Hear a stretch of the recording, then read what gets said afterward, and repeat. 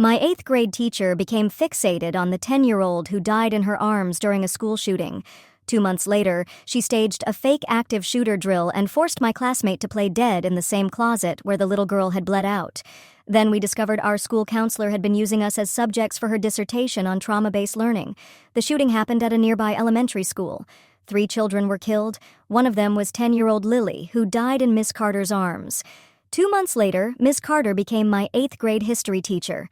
At first, she seemed normal, just a teacher trying to keep us safe. She kept our classroom door locked even during lessons and memorized every parent's face. Anytime the intercom crackled, she'd freeze momentarily before resuming whatever she was doing. But as winter gave way to spring, Miss Carter's protective instincts shifted into something unnerving. Instead of regular lessons, we had safety games. We were assigned hiding spots around the room and had to reach them as quickly as possible. She timed us and said we needed to beat her old class's record. My designated spot was the coat closet. It felt too cramped, but Miss Carter insisted it was the safest. "The closet saved someone once," she told me. Her eyes looked distant when she said it. The games were almost fun until Miss Carter began to stare at my friend Julia during them. Julia had brown hair and freckles, just like the girl from the newspaper photo. Sometimes Miss Carter would call her Lily and then look confused. I often heard her muttering 22 new chances while counting us. The more time passed, the more she talked about her old class. She said she should have been stricter with them when they giggled during lockdown drills. We tried to tell ourselves she was just processing things in her own way. But I knew it had crossed a line the day she interrupted a lesson to show us her phone's lock screen. It was a picture of her former class. She pointed to each child and recited their names. When she reached Lily, she began sobbing uncontrollably. She could barely speak, yet she made us memorize where Lily had sat and how she had hidden. Lily was quiet, she said, but not quiet enough. From that moment, I had to witness Ms. Carter slowly unravel. I sensed something awful was on the horizon, but nothing could have prepared me for that Friday in May. That morning, her hands trembled so much she dropped her coffee. She kept checking her phone and whispering, "Next time I'll be better." She spoke to Lily's photo like it could hear her. Before 10 a.m., she made us run 6 lockdown drills. Her voice was strained, almost broken. "Today you show me you can survive," she told us. "Today you prove you're better than my old class." Those were the most terrifying words she'd ever said.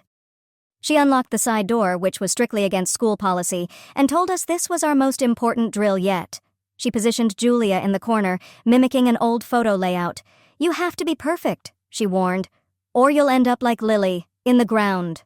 At 10:15 a.m., the hallway erupted with noise. Gunshots echoed against the walls. My ears rang. Ms. Carter screamed, "Hide now, this is real!"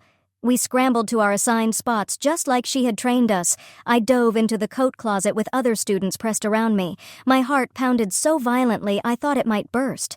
Ms. Carter barricaded the door with her desk, moving it with shocking strength. The room went black. "Stay silent," she hissed. "The loud ones die first." A man shouted in the hallway, "You will pay." He sounded closer with every word. Some kids were crying but trying hard to stay quiet. I felt something wet beneath me on the floor. Then Ms. Carter crawled over to Julia and grabbed her hard. "You're Lily now," she said, dragging her toward the closet. "You have to be Lily for me." Julia tried to fight back, but Ms. Carter was too strong. She placed her in a precise position on the floor, holding her hand exactly the way she must have remembered. "Say you're scared," Ms. Carter ordered. "Say, 'Ms. Carter, I'm scared,' just like Lily did." Julia sobbed as she spoke the words, and Ms. Carter started crying too. Then she showed us a horrifying photo on her phone, a girl covered in blood in a closet. "This is what happens when you're not quiet enough," she said.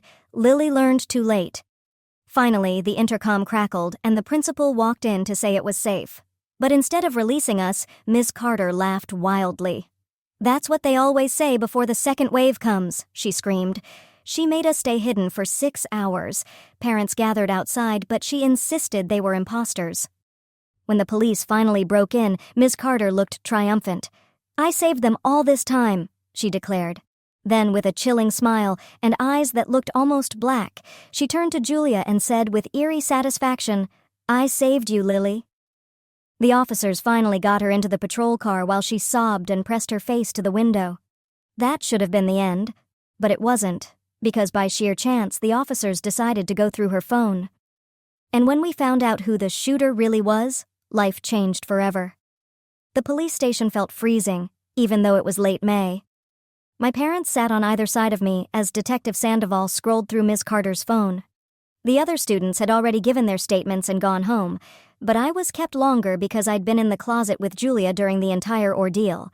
Detective Sandoval turned the screen toward us. The video showed our classroom from a high-angle Ms. Carter must have installed a hidden camera weeks ago.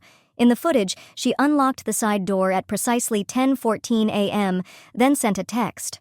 1 minute later, the shooter walked in. My stomach twisted when I saw who it was. Mr. Simmons, our school janitor, the one who always slipped us extra cookies at lunch. He wore a black hoodie and held what looked like a real gun. It turned out to be a starter pistol taken from the track team's storage. The video showed him firing blanks in the hallway, while Ms. Carter orchestrated our fear from inside the classroom. My mom tightened her grip on my hand as we watched Mr. Simmons following instructions Ms. Carter had sent via text. Go to the science wing, fire 3 times, shout the scripted lines. Wait 5 minutes. Return to the janitor's closet. The entire thing had been choreographed like a twisted stage play. Detective Sandoval explained that Mr. Simmons had lost his daughter in a school shooting 5 years ago. Ms. Carter met him in a grief support group and somehow convinced him that staging this horror would prepare children for the real thing. They'd rehearsed after hours when the building was empty. He even helped install the hidden camera. The evidence was overwhelming, messages planning every step, photos of their meetings at coffee shops, voice recordings of Ms. Carter calmly explaining how traumatizing us would ultimately save our lives. Recordings of Mr. Simmons sobbing, saying he just didn't want another child to die like his daughter. My dad asked if we could go home, but Detective Sandoval had more questions. She needed details about what Ms. Carter had done to Julia in that closet. I described everything, how she forced Julia to pretend to be Lily, showed us that awful photo, made us stay silent for 6 hours while parents begged to see their kids. The detective took notes and said I'd likely have to testify. My parents exchanged a glance filled with dread. I just wanted to go home and pretend none of this ever happened, but I knew the memory would follow me for the rest of my life. When we left the station, the sun was low in the sky. Families from our class stood in the parking lot, hugging each other, crying. Julia's parents looked completely shattered. She hadn't spoken since it happened and would need years of therapy. Some kids had wet themselves during the 6-hour lockdown. Others had panic attacks. All of it because 2 broken adults thought they were helping us. At home, I couldn't eat. The sound of the starter pistol echoed in my mind over and over. Every time I closed my eyes, I saw Miss Carter's face, forcing Julia to become Lily. My parents tried to comfort me, but what could they possibly say? My teacher had hurt us on purpose. The next morning, reporters swarmed outside the school. The principal sent out emails saying classes were canceled indefinitely. Social workers would be made available. Security measures were under review. Parents demanded answers. How had Ms. Carter passed a background check? How had no one noticed her unraveling? How had Mr. Simmons gained the access to carry this out? I stayed in my room, scrolling endlessly through social media. Everyone was talking about it. Some kids shared what they'd experienced. Others posted old photos of Ms. Carter from before, when she looked like a normal teacher who just wanted to protect us. The contrast was horrifying. Then my phone buzzed, a message from an unknown number. When I opened it, my blood ran cold. It was a photo of me in the coat closet during the staged shooting taken from Ms. Carter's hidden camera. The caption read, "You were so brave. Lily would be proud." I showed my parents the message immediately.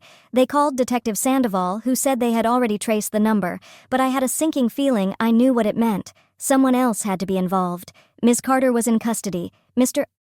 Simmons was in jail. So who else had access to the camera? Who else had seen the footage? That night, I couldn't sleep. Every creak of the house made me flinch. My parents took turns checking on me, but nothing helped. That message proved someone was still out there. Someone who believed what Ms. Carter did was right. Someone who might try to finish what she started. The next day, Detective Sandoval called with even more unsettling news. The number belonged to Mrs. Ellison, the school counselor who had been meeting with Ms. Carter weekly. She'd been documenting Ms. Carter's mental decline but never reported it. Instead, she'd encouraged the idea of therapeutic reenactment and even helped plan parts of it. My parents were livid. How many adults had failed us? How deep did this go? The detective reassured us that Mrs. Ellison was now under questioning, but I could sense that this was far bigger than a few broken people making bad decisions. This was a network bound by trauma, warped by good intentions, and diluted ideas about protection. Over the next few days, more connections surfaced. The support group where Ms. Carter met Mr. Simmons had been run by Dr. Henley, a psychologist known for pushing exposure therapy as a means to prevent school shootings. Ms. Carter's so-called safety games suddenly looked like sadistic drills masquerading as education. Fire drills seemed like theme park rides in comparison. Nothing says learning history like hiding under desks while your teacher whispers morbid countdowns under her breath. It turned out several members of that group had implemented similar drills in other schools, none as extreme, but all deeply questionable. The story blew up nationwide. Media outlets ran endless segments. Experts argued over whether traumatizing kids could ever be considered a form of protection. Parents across the country demanded answers. Had their children's teachers attended the same support groups?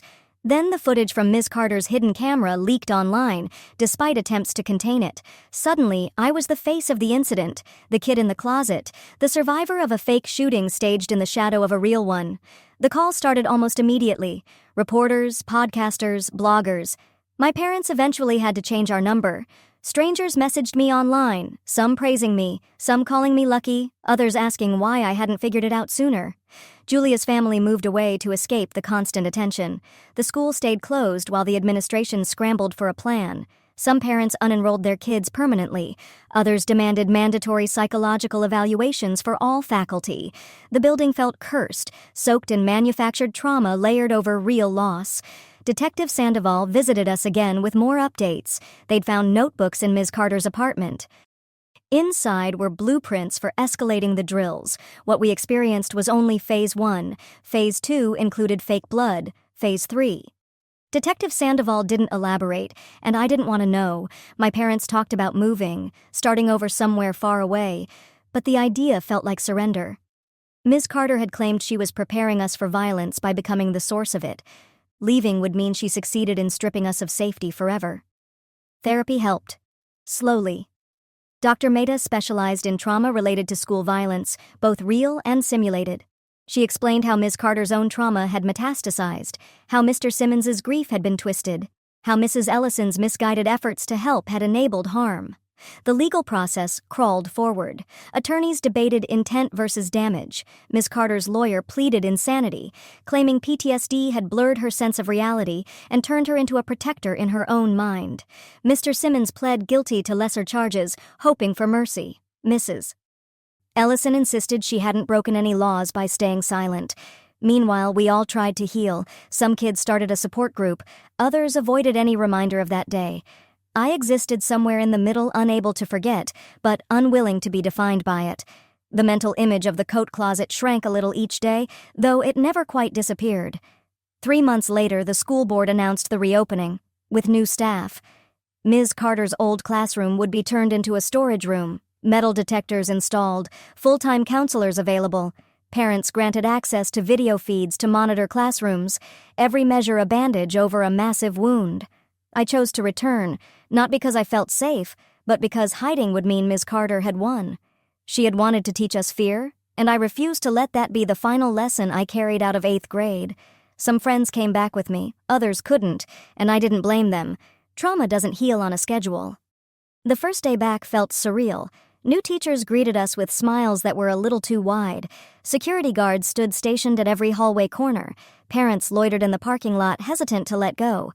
We were all acting normal, pretending the building didn't contain our worst memories.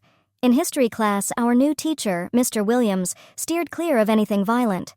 He dove into ancient civilizations topics as far removed from modern events as possible. When the intercom crackled, half the class flinched. Mr. Williams pretended not to notice, but I saw the tremor in his hands as he continued. Lunch wasn't the same without Mr. Simmons sneaking us cookies. The new janitor was professional and distant, which was probably for the best. Trust had become something we couldn't afford. Every adult now came with a question mark. Any one of them could be hiding dangerous ideas in the name of safety.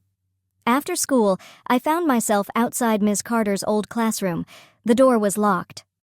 The windows were covered with brown paper. Somewhere inside was the closet where she had forced Julia to become Lily, the corner where she had positioned us like game pieces, the hidden camera that had captured every second of our fear. Another student joined me, Emily, from English class. She'd been under a desk that day, close enough to hear Miss Carter's deranged whispers to Julia. We didn't speak. We didn't need to. We just stood there, silently honoring a space that had marked us forever. My phone buzzed, a text from my mom. "Ready when you are." A simple, ordinary message, except now it came with a silent fear that any adult could snap and mistake trauma for a teaching tool. I replied that I'd be right out, taking one last look at the paper-covered windows. The investigation continued to grow. Dr. Henley's support group had chapters in 12 states. Some chapters stuck to talking. Others, like the one Ms. Carter attended, took things much further. The FBI got involved to prevent copycat incidents. At home, my parents installed new locks and a security system. Not because of a specific threat, because Ms. Carter had taught us that threat could come from someone who once gave you extra help after class. The illusion of safety was gone. In its place was constant awareness, maybe not healthy, but hard to shake. Some nights I dreamed about the closet, not always as nightmares. Sometimes I dreamed I could warn Lily, tell her where to hide. Sometimes I dreamed of Miss Carter before everything went wrong, checking the locks twice, learning every parent's face. The kind of worry that had once seemed caring before it turned monstrous. Julia's family sent word that she was getting better. She'd started speaking again, though she still refused to talk about that day. Her parents filed a lawsuit against the school district, citing negligence in hiring and oversight. Other families joined them, pushing for accountability. The lawsuits would drag on for years, but I tried to look ahead. Each day was a little easier than the last. I flinched less. My shoulders didn't stay tensed quite as long. Hypervigilance slowly, painfully began to fade. We were learning how to exist in a world where teachers might traumatize you for your own good. But I knew the real test would come later, when I had kids of my own. Would I trust their teachers? When they practiced lockdown drills, would I wonder if someone had decided to make it real? Ms. Carter had damaged more than just our 8th grade year. She had corroded our ability to trust the very people meant to protect us. For now, though, I focused on the present, on choosing to walk back into that school, on rejecting the fear she tried to instill, on truly believing that most adults, unlike Miss Carter and her network, actually wanted to keep kids safe without destroying them first. The investigation wasn't over. More names would surface. More dots would be connected. That was up to Detective Sandoval and the FBI. My job was simpler. Survive 8th grade without letting Ms. Carter's twisted curriculum write my future. As my mom drove me home, I watched the school shrink in the side mirror. I'd go back tomorrow, and the next day. Not because I felt safe, but because I refused to let fear win. Ms. Carter had tried to teach through trauma, but the real lesson was this: we get to choose healing anyway. The car ride stretched endlessly. I stared out the window at rows of quiet houses, each one holding families who had no idea what we'd been through. My mom kept glancing at me through the rearview mirror, her knuckles white on the steering wheel. She pulled into the driveway and cut the engine, but neither of us moved to get out. Inside, my dad was pacing the living room, phone pressed to his ear. He gestured anxiously while talking to someone about security systems and the possibility of homeschooling. My younger brother Mason sat on the couch, clearly confused by all the tension in the house. He went to the middle school across town and had only heard bits and pieces of what happened. I went straight to my room and collapsed onto my bed. My phone buzzed with messages from classmates, everyone trying to process what had happened in their own way.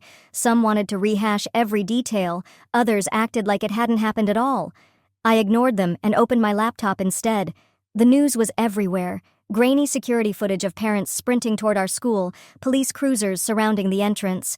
Comment sections were full of arguments about school safety and teacher mental health screenings, but none of those people knew what it felt like inside that closet. My mom knocked, then entered without waiting for a response. She sat at the edge of my bed and gently rubbed my back the way she used to when I was younger. Her hand trembled slightly. She opened her mouth a few times before finally saying that Aunt Marianne was coming to stay for a while. Aunt Marianne, my mom's older sister, was a child psychologist who specialized in trauma recovery. She lived about 3 hours away but had already packed up and started driving when she heard what happened. My mom thought her presence would help us sort through everything. I wasn't sure how I felt about being analyzed in my own house. Mason appeared in the doorway holding his basketball. He asked if I wanted to shoot hoops in the driveway like we usually did after school. The normalcy of it made my chest ache. I shook my head, and his face fell. He didn't understand why his sister wasn't the same person she'd been the day before. Dinner was quiet except for the clink of silverware. My dad had ordered pizza, but no one was really hungry. He kept glancing at his phone, reading updates from other parents. A group had already started organizing to demand answers from the school board. How had Ms. Carter's breakdown slipped through unnoticed? Aunt Marianne arrived just as we were clearing the table. She swept in with 2 suitcases and pulled me into a long hug. She smelled like lavender and coffee. Over her shoulder, I saw my parents exchange relieved glances. They were hoping she could fix everything. The way everyone was changing phone numbers and installing alarms made me wonder, were they trying to keep danger out or lock in their own fear? Maybe Ms. Carter's twisted lesson had worked better than anyone wanted to admit. We sat in the living room, and I recounted everything again. Aunt Marianne didn't interrupt, just listened, occasionally jotting down notes in a small notebook. When I was done, she closed it gently and leaned forward. She explained that trauma responses were normal and that with time and the right support, they'd fade. The next morning, I woke up to the smell of pancakes. Aunt Marianne had been up for hours, already researching therapy strategies, mapping out a routine to help me feel safe. The breakfast smelled warm and familiar, but my stomach turned at the idea of eating. My parents had decided I would stay home from school for the rest of the week. A lot of families were doing the same. In the class group chat, only 5 students had gone back. The rest were either transferring or waiting to see what changes the school would make. Aunt Marianne suggested we go for a walk around the neighborhood. She said movement and fresh air would help. We didn't even make it 2 blocks before we ran into Mrs. Langley, whose daughter Claire was in my class. She hugged me tightly and whispered that Claire hadn't left her room since Friday. When we got back, I found Mason in my room sitting on my bed with my laptop open. He'd been reading news articles about the incident. His eyes were wide, filled with both fear and curiosity. He asked me if it had really been as scary as everyone said. I couldn't find the words to explain it. Aunt Marianne set up a makeshift office in the guest room. Within a few days, she started seeing some of my classmates in formal sessions, kids whose parents brought them over in hopes she could help. I could hear muffled voices through the wall, sometimes broken by crying. Each kid handled the trauma differently, but we all carried the same heaviness. Detective Sandoval called to schedule a follow-up interview. She needed more information about the photo Ms. Carter had shown us in the closet. My parents insisted on being present, and Aunt Marianne offered to sit in as well. The detective agreed to come to our house so I wouldn't have to return to the station. The interview drained me. Detective Sandoval asked about every tiny detail of those 6 hours. What exactly did Ms. Carter say? How did she position Julia? Who else was in the closet with me? Each question yanked me back into that cramped, dark space. Afterward, I overheard my parents in a tense, low-voiced argument. My dad wanted to take legal action against the school district. My mom was hesitant, worried a drawn-out court battle would only re-traumatize me. Aunt Marianne stepped in to mediate, urging them to focus on my recovery first and decide about legal steps later. That evening, Julia's mom called. Julia had finally started speaking, but only to ask about me. She wanted to know if I was okay, if I blamed her. Her mom's voice cracked as she passed the message along. I told her to let Julia know none of this was her fault, not one bit. That night, sleep came in fractured pieces, broken by dreams of closets shrinking and voices rising. I'd wake up gasping, convinced I heard gunfire. Aunt Marianne had warned me this might happen. She left a nightlight in my room and kept her door open in case I needed her. The next day brought a visitor I didn't expect, Emily from English class. She stood on our front porch beside her mom, holding a box of cookies. Her face looked as tired as mine felt. We sat in the backyard while our moms talked inside. Emily had been under a desk near Julia during the incident. She told me something that made my blood run cold. The day before the staged shooting, during lunch, she had overheard Ms. Carter on the phone arguing with someone. Ms. Carter had insisted, "Friday is the perfect day." At the time, Emily hadn't thought anything of it. Now she couldn't stop wondering who was on the other end of that call. We compared notes about Ms. Carter's behavior in the weeks before everything fell apart. Emily remembered seeing her in the parking lot several times after school, talking to a woman with short dark hair who drove a blue sedan. The conversations looked intense, lots of hand gestures and what seemed like arguing. I grabbed my phone and pulled up the school website. We scrolled through the staff directory together. When we got to one photo, Emily gasped and pointed. Mrs. Ellison, the school counselor. She was the woman from the parking lot. My hands shook as I brought Aunt Marianne into the room and told her what we'd found. She immediately called in my parents, who in turn contacted Detective Sandoval. The detective confirmed that Mrs. Ellison was already under investigation, but this was new information. There had been no prior documentation of those parking lot meetings. Detective Sandoval and another officer arrived within the hour. She took detailed statements from both Emily and me. Then she showed us a timeline they'd been compiling. Mrs. Ellison had been meeting with Ms. Carter for months, but those after-school encounters hadn't been on the radar. She told us Mrs. Ellison had been released after her initial questioning due to lack of concrete evidence. She claimed she had been trying to help Ms. Carter, not enabling her, but these new details suggested something deeper. They'd need to bring her back in. Emily's mom decided it was best to leave before things became more complicated. As they walked to their car, Emily turned back and mouthed, "Be careful." Something about her look unsettled me. We had stumbled into something much larger than one teacher's breakdown. That night, Aunt Marianne made hot chocolate and we sat together on the back porch. She told me about her own brush with trauma. Years ago, during a session, a patient had attacked her. She'd recovered, but it shifted the way she viewed safety and people. She said she understood the constant alertness I couldn't shut off. My phone buzzed with a new message. My chest tightened, thinking about the last anonymous text. But this one was different. It was from a classmate named Brandon. He'd gotten my number through a friend. He wanted to warn me. He'd seen Mrs. Ellison at the grocery store that afternoon talking on the phone, visibly upset, agitated. He'd overheard her mention my name and something about keeping quiet. He thought I should know, just in case. The message made my skin crawl. I showed it to my parents and Aunt Marianne immediately. My dad didn't waste a second. He called Detective Sandoval again. She thanked us for passing along the information and said they'd increase patrols near our house. The idea that we needed protection made everything feel that much more real, more dangerous. Aunt Marianne suggested we put a safety plan in place. We'd vary our daily routines, check in regularly, and avoid being alone when possible. It felt like Ms. Carter's paranoia had infected our household. The very threat she claimed to prepare us for was unfolding because of her actions. The next morning, I found my dad replacing the locks on every exterior door. He'd taken time off from work to focus on securing the house. Mason watched from the staircase, his usual energy dulled by silent worry. Our family was shifting, reshaped by a trauma none of us had invited in. Aunt Marianne suggested we visit Julia. She thought it might help us both to talk face to face. My parents were hesitant, but Julia's mom had actually brought up the idea first. We agreed to meet at a quiet cafe downtown Neutral Ground where we'd have some privacy. Julia looked smaller than I remembered, sitting curled into the booth with her mom's arm wrapped protectively around her. When she saw me, tears filled her eyes. We hugged stiffly while our moms and Aunt Marianne stepped back to give us space. Her voice was barely audible as she talked. She described her nightmares, how they looped around the moment she was forced to become Lily. She told me she'd looked up the real Lily online, read her obituary, visited her memorial page. The resemblance was chilling. Ms. Carter had chosen her deliberately. We spoke about the closet, the photo. The way Ms. Carter's eyes had looked during it all. Then Julia told me something she hadn't told anyone, not even her mom. Ms. Carter had whispered something to her during those 6 hours, something about proving the plan worked. Julia had been too terrified to ask who she meant by she. Before we could dig deeper, Julia's mom's phone rang.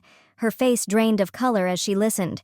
Then she leaned across the table and whispered to my mom, Mrs. Ellison had been seen parked outside Julia's house that morning. A neighbor had recognized the blue sedan and snapped a photo. We left immediately. Julia's family decided to stay with relatives out of town. Aunt Marianne drove us home using a different route, while my mom called my dad to warn him. What was meant to be a simple meetup now felt like an emergency escape. When we pulled into our driveway, Detective Sandoval was already waiting. She'd seen the photo and wanted to discuss our options. The investigation had confirmed that Mrs. Ellison had full access to student files, including home addresses. She knew exactly where every one of us lived. That was the final straw for my dad. He demanded answers. How was Mrs. Ellison still walking free if she posed a threat? Detective Sandoval explained that they couldn't legally detain her without evidence of intent to harm. Simply being near a student's home wasn't enough to arrest her. Not yet. That night, an unexpected ally stepped forward. Mr. Williams, our new history teacher, called my parents. While clearing out Miss Carter's old classroom, he'd found something wedged behind a row of filing cabinets, printed emails. He thought we should see them right away. My parents drove to the school to meet him while I stayed behind with Aunt Marianne and Mason, doors locked, curtains closed. The house felt less like home and more like a stronghold. Mason asked me quietly if we were in danger. I didn't know how to answer without scaring him more than he already was. When my parents returned, they brought photocopies of the emails. They were chilling. The messages discussed preparation protocols and exposure requirements. The sender encouraged Ms. Carter's increasingly extreme plans, even suggesting specific trauma scenarios. The tone was clinical, professional, and disturbingly familiar. It sounded exactly like Mrs. Ellison's writing style. Detective Sandoval collected the emails as potential evidence. Julia's mom had said it best earlier. Mrs. Ellison parking outside a student's house? That's not counseling, that's stalking. Cybercrimes would analyze the email metadata. If they could tie the address directly to Mrs. Ellison, they'd finally have the proof they needed. Proof she wasn't just a bystander, but an accomplice. But it seemed Mrs. Ellison sensed the net tightening. The next day, she came to our house. I was in the kitchen when the doorbell rang. Through the peephole, I saw her standing there in neat, professional clothes, looking completely normal. My heart pounded as I stepped away from the door. Aunt Marianne was already dialing 911, and my mom pulled me away from the windows. Mrs. Ellison rang the doorbell again, then knocked softly. She called out that she just wanted to talk to explain her side. Her voice was calm, almost caring. That was the terrifying part, how completely normal she sounded. Police arrived within minutes. I peeked through a gap in the curtains and watched as officers questioned Mrs. Ellison on our front lawn. She gestured smoothly, even pulled out her school ID, claimed she was simply checking in on students after the traumatic events. The officers seemed unsure. Then Detective Sandoval showed up and took control. She spoke with Mrs. Ellison in sharp, low tones. The conversation became tense. Mrs. Ellison maintained her innocence, insisting she was only trying to help. But without an arrest warrant or restraining order, the police could only ask her to leave. She did. But not before turning and locking eyes with me through the window. That night, none of us got much sleep. My parents took turns staying awake. Aunt Marianne brewed coffee at 3 a.m. and sat quietly with my dad in the living room. I overheard them discussing homeschool plans and whether we should temporarily move. Then, finally, a breakthrough. The next morning, cybercrimes traced the coded emails directly to Mrs. Ellison's personal laptop. Combined with witness accounts of her parking lot meetings with Ms. Carter, it was enough to secure a warrant. They arrested Mrs. Ellison at her apartment. Inside, detectives found journals detailed notes about her research into trauma-based learning. She had been using Ms. Carter as a test subject, feeding her grief and guilt, manipulating her into becoming the core of a real-world experiment. We were all just data points in her study. The news devastated our community. Parents who once trusted Mrs. Ellison to protect their children's well-being now felt completely betrayed. Stories began to surface. Students she'd counseled who recalled strange encouragements to confront fear or grow through adversity. Suggestions that seemed harmless until they weren't. A support group formed at the community center. Families came together to share stories, fear, and confusion. Some kids had noticed Mrs. Ellison's manipulation long before I did, but hadn't been taken seriously. Others were only now beginning to piece it together. Aunt Marianne joined us at those meetings, not as a therapist, but as family. She offered insights without stepping into a clinical role. She helped us understand how people in trusted positions could twist their power for deeply harmful purposes. Through the group, I met more kids who had received anonymous texts. All the messages, the photos, the warnings had come from burner phones purchased by Mrs. Ellison. She had been watching us, recording our trauma responses, studying us. As more evidence came to light, the scope of her involvement became horrifyingly clear. She had met Ms. Carter at that grief support group, recognized her vulnerability, and slowly conditioned her. Convinced her that extreme drills were necessary, that pain was a form of preparation. Legal proceedings finally began. Mrs. Ellison was charged with multiple counts of child endangerment, conspiracy, and ethical violations. Ms. Carter's defense team claimed she had been a pawn, another victim used by someone she trusted. It was all tangled up in trauma, manipulation, and distorted good intentions. Our family slowly found a new rhythm. Aunt Marianne extended her stay, helping us through each new layer of truth. Mason started asking more questions. He wanted to understand why grown-ups teachers, counselors, would hurt kids while claiming to protect them. His innocence wasn't entirely gone, but it had cracks now. School reopened under a mountain of new policies, deeper background checks, mental health evaluations, external oversight boards. But the damage was already done. Some families never came back. Our class, once 22 students, was down to 15. The empty desks were silent reminders of what happened that Friday in May. I returned to school after 2 weeks at home. Walking back into that building took everything I had.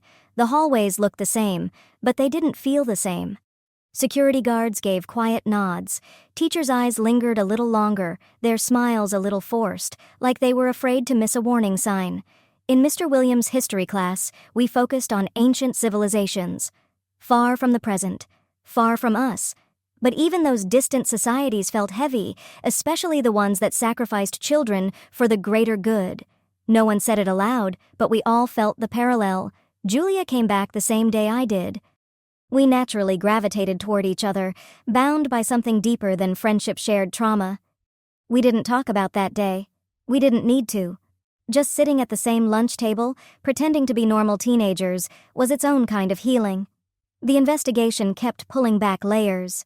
Dr. Henley's support group was shut down entirely. Other chapters across the country were placed under review. Parents statewide began demanding transparency and accountability. What began as one teacher's breakdown had exposed a web of dangerous ideology rooted in preparing children for violence. Some nights were harder than others. I'd wake up certain I'd heard someone at the door or outside my window. My parents installed motion sensor lights that flooded the yard like a stadium at the slightest movement. Even the sight of a raccoon could spike my heart rate. Aunt Marianne taught me grounding techniques. When anxiety took over, she'd guide me through them. 5 things I could see, 4 I could hear, 3 I could touch. It helped. A little. But the vigilance never fully left. At school, every loud bang or unexpected announcement sent my pulse racing. But through it all, we learned how to show up for each other. Emily and I grew closer, united not just by the drill, but by uncovering Mrs. Ellison's hidden role. Brandon, who warned me about the grocery store encounter, started sitting with us at lunch. We were the ones who had survived. Together. Detective Sandoval visited our home one final time to update us. Both Mrs. Ellison and Ms. Carter would go to trial. Mr. Simmons had agreed to testify, explaining how they manipulated his grief. He'd just wanted to protect kids, but he'd become their pawn. As summer approached, our class organized a small get-together at a local park. Nothing formal, no school building, no authority figures. We played terrible volleyball and ate way too much pizza. And for a few hours, we weren't victims or survivors. We were just kids. The weight lifted briefly, but it gave us a glimpse of who we might still become. At home, things began to ease. The motion light stayed, but my parents stopped checking the locks over and over. Mason went back to his basketball games, his laughter slowly returning. Aunt Marianne began packing to head back home, though she promised regular visits. The night before she left, she and I sat on the porch together one last time. She reminded me that healing isn't a straight line. There would be hard days, relapses, doubts, but she'd seen my strength. She believed I'd find my way forward. While we talked, a message popped up on my phone. It was from Julia. She said she was ready to speak at the next support group meeting. She wanted to share her experience and she asked if I'd come with her for support. I said yes instantly. We were learning that facing pain together made us stronger. The investigation had laid everything bare, the network, the manipulation, the danger disguised as protection. But healing had just begun. Every day brought small victories, some setbacks too. But we were beginning to reclaim our lives, even if we had to redefine what normal meant now. Summer break arrived with mixed feelings. Part of me longed for the predictability of school, the forced routine, but another part needed distance from the hallways, the closets, the echoes. My parents compromised. They enrolled me in a day camp across town where no one knew what had happened. The first morning, I froze when they announced an emergency drill. My hands trembled as the counselors calmly reviewed evacuation procedures.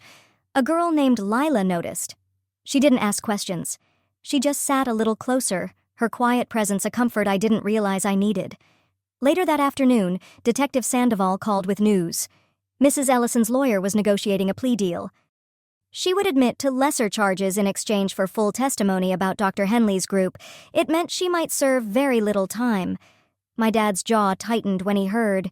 His disappointment was palpable. Meanwhile, Mason had started waking up with nightmares, asking if the bad people were coming to his school. My parents found him a therapist who specialized in secondary trauma.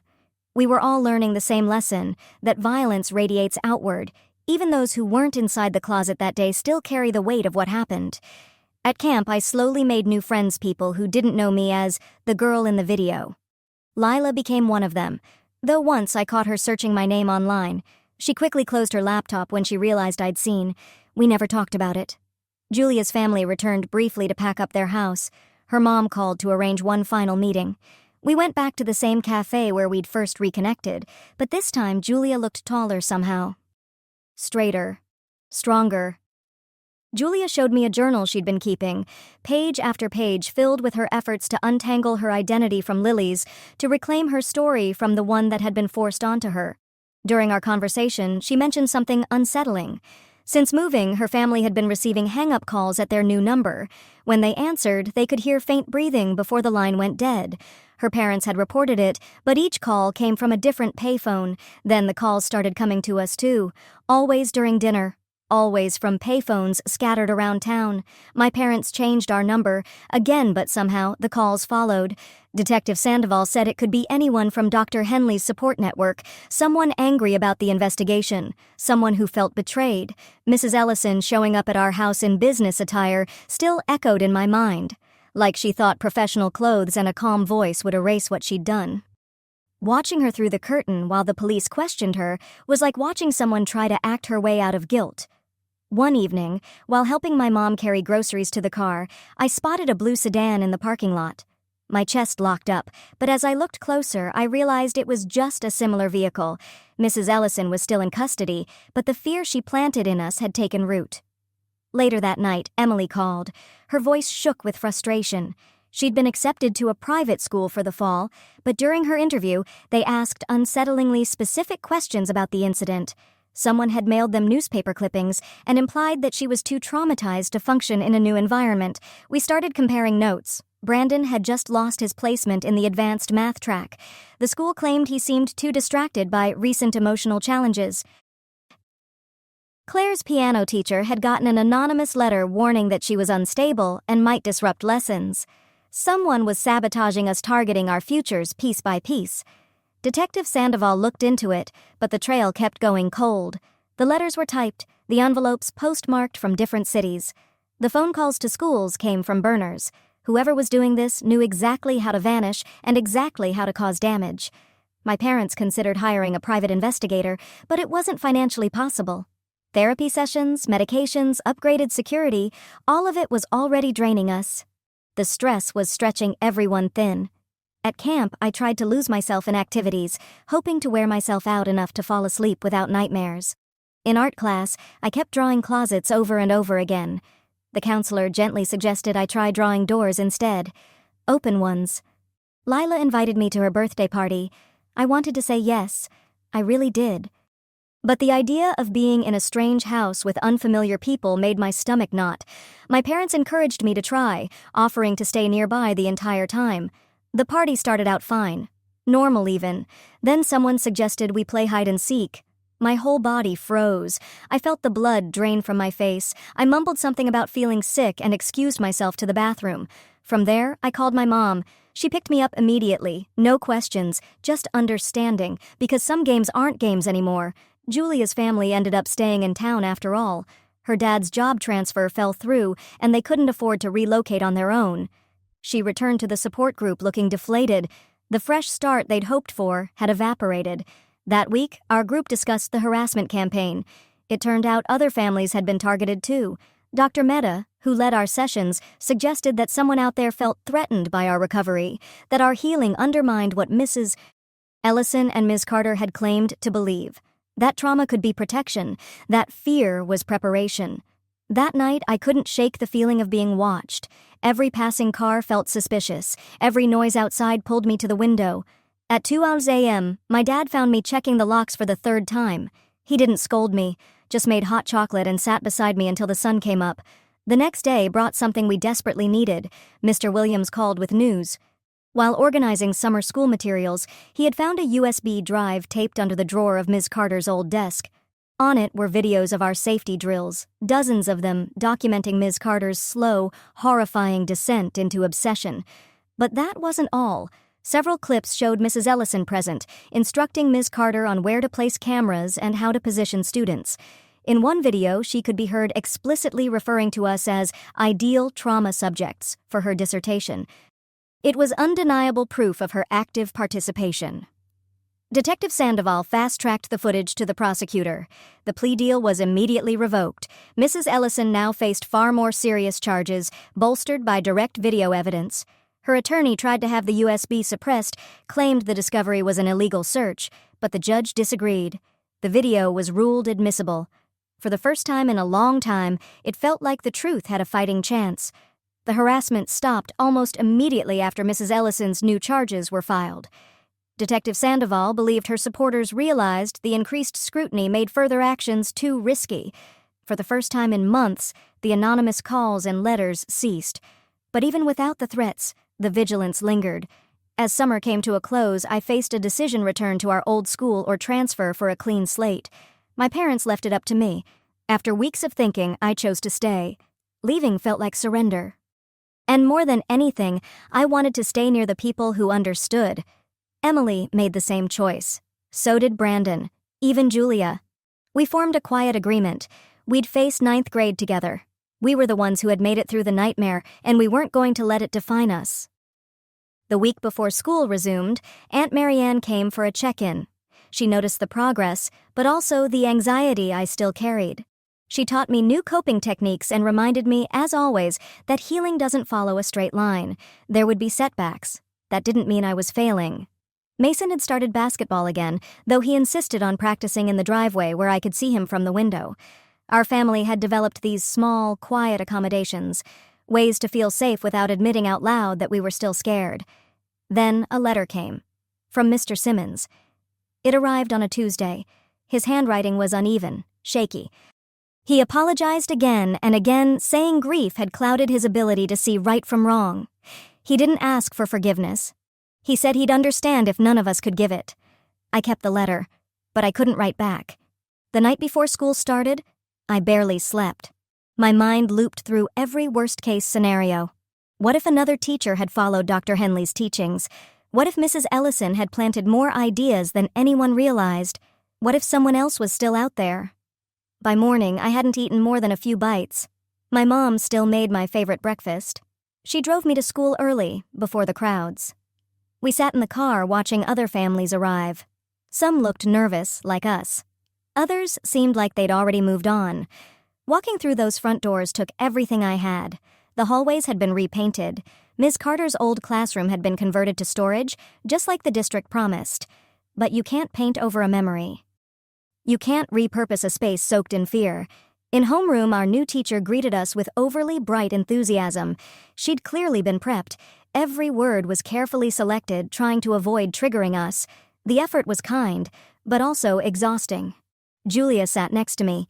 Neither of us had to say it. We'd made a silent agreement to stay close. When the intercom crackled for morning announcements, half the class flinched. The teacher pretended not to notice, but her hand paused mid-air, hovering over her coffee mug. Then came the first real surprise of the day. Dr. Mehta was our new guidance counselor. The district had hired her just for our grade. Seeing someone who already knew our story, someone we trusted, felt like a small miracle. At lunch, our table grew. New students joined us, drawn by the gravity of what we'd survived. They came for community, for solidarity. We'd become unwilling experts in recovery, quiet mentors to others trying to find their way through the dark. That afternoon, the school held an emergency drill. My body reacted before my brain caught up, heart pounding, palms damp, muscles tightening. The instinct to hide rushed back instantly, but I forced myself to move. One step, then another. I followed the procedures. Not because I felt calm, but because I refused to let fear win. After school, my mom was exactly where she'd promised to be. Her relief when she saw me was so visible it almost hurt. We drove home in silence. Not because there was nothing to say, but because we were both holding a quiet kind of pride. We'd made it through day one. That evening, Julia called, She had made it too. She told me she'd cried in the bathroom during lunch but stayed the rest of the day anyway. We talked about that strange feeling, equal parts pride and exhaustion. Facing fear doesn't leave you energized. It leaves you empty and full at the same time. Neither of us said Lily's name. A few days later, Detective Sandoval visited us for what she said would be the last time before the trial. She wanted to prepare me for testimony. The process would be painful, she warned, but it was necessary. Mrs. Ellison's legal team would try to discredit us. They'd paint us as fragile, emotionally compromised, unreliable. My parents hired a victim's advocate to help me prepare. We rehearsed until my words felt foreign, like I was reading from a script. The strategy was simple. Stay factual. Stay calm. Give them nothing to twist. The trial date crept closer, looming like a storm we couldn't dodge. News vans were already circling the courthouse. My parents arranged for us to use a side entrance. The last thing I needed was flashing lights and microphones shoved in my face. Inside the courtroom, Mrs. Ellison sat composed in a tailored gray suit. She looked like any other professional, collected, calm, unremarkable. Nothing in her appearance hinted that she'd engineered our trauma under the guise of research. Aunt Marianne had called it the banality of evil. When it was my turn to testify, my legs trembled as I walked to the stand. But Julia was in the gallery. So were Emily and Brandon. Their presence anchored me. I spoke clearly about that day, the photos, the fear Mrs. Ellison helped build. Her attorney tried to portray me as confused, traumatized, misremembering. But the USB drive spoke louder than his words. The jury saw her giving directions to Ms. Carter, discussing her dissertation, referring to us like data points instead of children. After 3 days of deliberation, the jury returned a verdict: guilty on all counts. Mrs. Ellison's composure cracked for the first time. She looked genuinely shocked, like she had never imagined there might be consequences. As officers led her away, she glanced back at us with something like betrayal in her eyes. Miss Carter's trial was different. Her defense painted her as a victim, manipulated in her grief. The prosecution countered with footage showing she'd participated willingly. The truth, as always, probably lived somewhere between. The jury found her guilty, but recommended psychiatric care in lieu of prison. Mr. Simmons had already pleaded guilty. He was serving a 2-year sentence. His testimony had helped convict the others. Some families thought it wasn't enough. Others saw him as another casualty, someone broken and used. The community remained divided. With the trials behind us, we began rebuilding. The cameras left. The headlines faded. The security checks and counseling sessions became routine. And slowly, we learned to trust again. Dr. Mehta launched a peer support initiative. Those of us who had lived through it became guides for younger students struggling with fear and anxiety. We turned our pain into something useful, even if the irony stung a little. By October, the nightmares were rare. I could make it through a lockdown drill without my hands shaking. The closet in my mind, the one that once trapped me, was finally letting in light. Progress showed up in small ways. Julia started dating a boy from another school, someone who didn't know her past. She thought about telling him, but decided to wait. She wanted him to know her as her, not just as the girl from the news. Emily got into the advanced lit program she'd aimed for. Brandon made the math team. We were reclaiming what had nearly been taken. The 1-year anniversary stirred complicated feelings. The school planned a formal memorial, but many of us felt it was too soon, too public. So we held our own gathering. Just our class, just our families. No speeches, no press. We met at the same park where we'd shared pizza and volleyball months earlier. We brought food. We sat in the grass. We laughed, sometimes through tears. Healing happened there, in the quiet. As sophomore year moved forward, the incident faded into the background. It became part of our past, not our identity. New students knew something had happened. Most didn't know the details. We started feeling like regular teenagers again, mostly. Mason had grown taller, more confident. He still peeked in on me sometimes, but it didn't feel like overprotection anymore. It felt like love.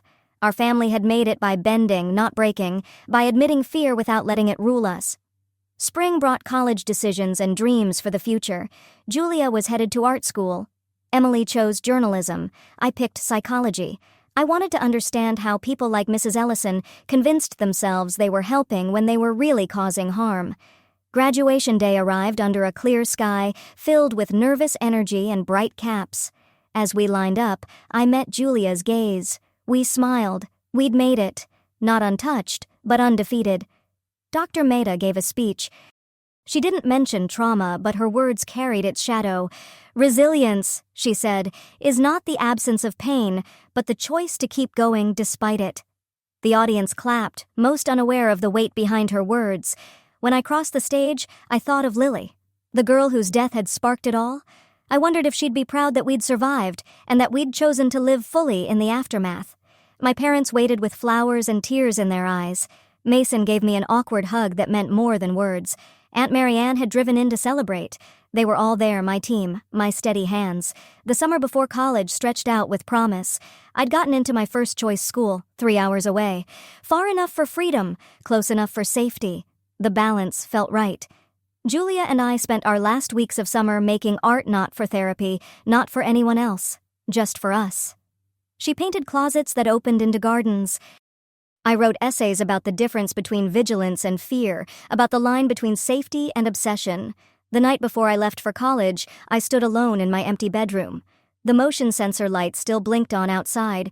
Some security features had become permanent, part of the landscape, but I no longer checked them every hour. My parents drove me to campus in familiar, quiet support. They helped me unpack, smoothed my bedspread, organized my closet, and pretended their eyes weren't glassy. When they drove off, I felt a strange combination of freedom and fear. My roommate was friendly, curious, but respectful. I told her the abbreviated version, a teacher who took things too far trying to keep us safe. She accepted it without pressing. I appreciated having control over my own story. Classes began in a blur of syllabi and name tags. I buried myself in psychology courses, searching for patterns, explanations, some deeper understanding of how people like Mrs. Ellison and Dr. Henley came to believe what they did. Every lecture felt like assembling a map of what had happened to us. The first emergency drill on campus left my heart pounding, but I followed protocol, breathed through the panic, and stayed grounded. My roommate noticed. She said nothing. That silence was a gift. In October, news came from home. Dr. Henley's entire network had been dismantled, federal charges filed against remaining members. The ideology of trauma preparation had finally been recognized for what it truly was: abuse, weaponized through education. I joined the campus peer counseling program. What once felt like a burden became something useful. During late-night talks with anxious freshmen, I found myself offering the same calm that others had once offered me. Julia visited during fall break. She had dyed her hair a soft plum color and smiled more freely than I'd ever seen. Art school was helping her unspool the past. She showed me her latest work, a series on reclaiming identity after trauma. We caught up on everyone. Emily was thriving in journalism, publishing stories on institutional negligence and youth protection. Brandon found peace in numbers, finally able to breathe in a world governed by logic and equations. Thanksgiving marked our first real reunion. The survivors' table returned this time at Emily's house. We'd changed. We'd grown. But something about that bond had crystallized in fire. It couldn't be undone. That night, I helped Mason with his college essays. He wrote about growing up in the long shadow of trauma, about strength learned secondhand through watching people rebuild themselves. His honesty made me cry. Winter break passed quietly. The anniversary of the trials came and went, carrying less weight than we'd expected. Time had softened the edges without dulling the importance. Second semester brought new struggles and new victories. I made the dean's list. I started seeing someone who listened without flinching, who didn't view me as damaged. I laughed at campus events and joined late-night study groups like a regular student. When a professor assigned a paper on institutional betrayal, I wrote about Mrs. Ellison and Dr. Henley with measured clarity. The A felt like validation, not of the grade, but of the distance I'd traveled. Understanding had replaced pain. Spring brought college acceptances for Mason. He picked a school 2 states away. My parents had trouble letting go, but I understood his need for space. We all navigate healing in different ways. As my freshman year ended, I packed up my dorm with mixed emotions. College had offered me space to become more than a survivor, but home was still where I didn't need to explain myself. The drive home felt different this time. I wasn't running away or returning to something broken. I was just going home.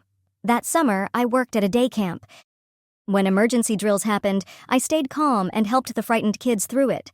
A full circle moment from being the scared camper to becoming someone else's safety net. August came again, and I prepped for sophomore year. I declared a double major psychology and social work. My advisor warned it might be heavy. I told her I'd already done the heavy lifting. The night before I returned to campus, our support group held its final official meeting. We didn't need it anymore. Dr. Mehta announced our graduation with tears in her eyes. While packing, I found Mr. Simmons's letter tucked in the back of my desk drawer, 2 years old, unopened for too long. I finally wrote him back. Not to forgive, but to acknowledge. We were both misled, caught in the same storm from different sides. Another piece of closure. My parents were calmer this time. No long silences, no watchful glances. Just a hug, a photo by the car, and a wave goodbye. Sophomore year waited, and I was ready. Mason was thriving at his new school. My parents had learned to trust our resilience. The house no longer felt like a bunker. It felt like home again. The drive back to campus was calm, almost meditative. I'd chosen to live in an off-campus apartment with friends who knew my story but didn't define me by it. Independence with empathy, the perfect balance. As I unpacked in my new space, I hung Julia's painting on the wall, the one with the closets that opened into gardens. A quiet reminder of everything we'd endured and everything we'd become. Beauty from ashes, hope shaped by trauma. That evening, I sat on the balcony watching the sunset. Tomorrow would bring new pressures, new opportunities for growth. But tonight, I was simply a college student watching the sky change colors. The ordinary had become extraordinary. My phone buzzed messages from our old group chat, updates on new dorm rooms, new classes, new majors. Photos filled the screen. Just normal college life, shared between people who had survived the unthinkable. We'd made it through. As darkness settled over the campus, I realized something important. I hadn't checked the locks once. The hypervigilance that used to define my every move had faded into a quiet, healthy awareness. Mrs. Ellison and Ms. Carter no longer occupied space in my mind every day. I thought about the version of me that once huddled in that coat closet shaking, convinced life would never be normal again. I wished I could whisper to her, "You'll be okay. You'll be more than okay." The stars emerged above campus. Somewhere out there, Lily's family was healing too. Our stories had crossed in horror, but parted ways in hope. And somehow, that felt like the best tribute to her memory. My roommate called me back inside. Movie night was starting. I closed the balcony door behind me. No second glance, no scanning the shadows, just a normal evening, in a normal life. Finally, beautifully normal. Thanks for walking through this with me. It's been a journey and we made it.